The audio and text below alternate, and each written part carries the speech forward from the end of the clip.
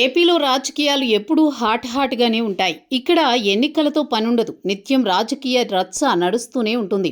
అయితే ఇప్పుడు 2029 ఎన్నికలపై రకరకాల రచ్చ నడుస్తోంది. అయితే వచ్చే ఎన్నికల నాటికి పవన్ జాతీయ రాజకీయాల్లోకి వెళతారన్న ప్రచారం భారీగా సాగుతోంది. కూటమి అవసరాల దృష్ట్యా పవన్ అడుగులు జాతీయ రాజకీయాల వైపు వెళతాయని మాత్రం చర్చ నడుస్తోంది.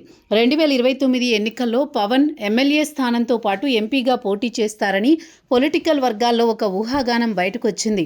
జాతీయ స్థాయిలో తన బలాన్ని పెంచుకుంటారని, ఆ దిశగా కేంద్ర పెద్దలతో చర్చలు కూడా పూర్తయ్యాయని, నరేంద్ర మోదీ టీంలో సైతం పవన్ ఒక సభ్యుడుగా అవుతారని అనేక రకాల విశ్లేషణలు వస్తున్నాయి. ఏపీలో కూటమి ఒక బలమైన శక్తిగా ఉంచుతూనే జాతీయ స్థాయిలో చక్రం తిప్పాలన్నది పవన్ ఆలోచనగా తెలుస్తోంది. ఇప్పటికే నరేంద్ర మోదీకి జాతీయ స్థాయిలో బలమైన బృందం ఉంది.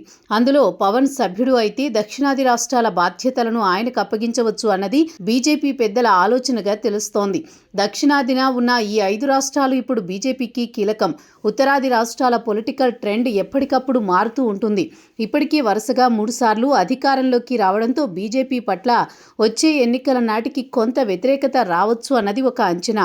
అయితే దక్షిణాది రాష్ట్రాల్లో 100 పార్లమెంటు సీట్లపై దృష్టి పెట్టిన బీజేపీ పెద్దలు ఆ బాధ్యతను పవన్ పై పెట్టినట్టు సమాచారం. పవన్ ఒక్క ఏపీలోనే కాదు, దక్షిణాది రాష్ట్రాల్లో కూడా ప్రభావం చూపగలరు. తెలంగాణలో కూడా పవన్ కళ్యాణ్ కు విపరీతమైన ఫ్యాన్ ఫాలోయింగ్ ఉంది. పైగా సనాతన ధర్మం పేరిట బలమైన నినాదంతో బయటకొచ్చారు పవన్. దీంతో హిందూ మతంపై అమితమైన ప్రేమ ఉన్నవారు పవన్ కు ఇట్టే దగ్గరవుతారు. ఆ ఆలోచనతోనే పవన్ ద్వారా తమిళనాడులో రాజకీయం మొదలుపెట్టింది భారతీయ జనతా పార్టీ.